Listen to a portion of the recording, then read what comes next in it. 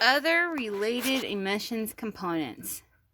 Oh, how fun this one is. Those of you that modify your vehicles, this is where a lot of your failure is going to be. However, unless you do it correctly.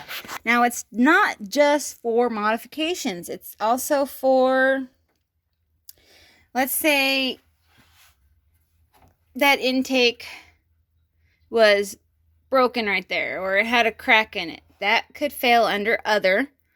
And what you would do on the VIR, Vehicle Emissions Report, is where it says other, you would actually put a little arrow and explain what the other is.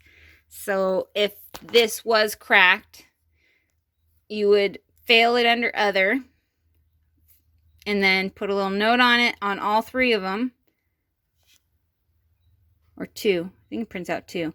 One for the customer, one for the shop, what the failure is. Now, if someone changed this to a high performance and the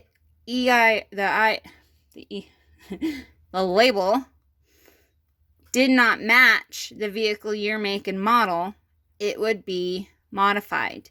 If they had a high performance throttle on there without an EO number, there it is, it's a modification. These are things that you have to verify. And on this vehicle, since PCV goes into the air cleaner, if it had a different air cleaner on there that wasn't a direct replacement, you would have to verify that the EO matched this vehicle year, make, and model. That other is where you put in your results. And I suggest you document this part very well, because BAR can inspect, or it can come back and bite you in the bum. And then when they go, hey, why did you pass or fail this on this car 3 years ago? And you're going to go, unless you write down your documentation. And what I did when I had, because I worked in an area that had a lot of modifications, is I would actually print up the information that I found proving it was either legal or illegal. So if a customer put on a different intake manifold and there was an EO number on there, and I pulled it up from the BAR website and verified that that EO number was certified for this vehicle's year, make, model, and engine size, I would print up that documentation, highlight it, 2 copies, one for me, one for them, and I'd staple everything together.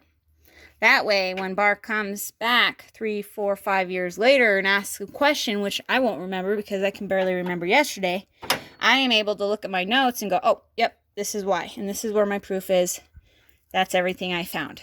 So then they have that information to go off of to determine whether the inspection was done correctly or not. Don't let anyone talk you into it. Don't go, oh yeah, that's it, I just don't have the ER. I left it at home. If you're not sure, you fail it. The burden of proof is on the customer. It's your license, not theirs. Now that doesn't mean go fail everything because you're too tired to look it up. No, some inspections will take you a long time because you have to verify all the information or all the parts are correct for that vehicle year, make, and model. You have to do a smog inspection. Isn't all about looking at a car. It's 90% research, 10% pushing buttons. Okay, that's what it is. So other can be a lot of things. If it's other than what the manufacturer put on there, it goes under other. Now, when you're putting it into the inspection machine, don't put pass if there's no other on there. Because BAR's going to go, okay, what did you pass that was other? And you go, well, there's nothing. Nothing was there. And now you're wrong. So if there's no other, you put NA. It's not applicable to that vehicle. If there is an other, you put it there. Don't just go hit pass on everything. That is what's going to make the difference between a good smog tech and a bad smog tech, is how you enter in that information. And I have quick fingers too. I've been yelled at a couple times. So that's other.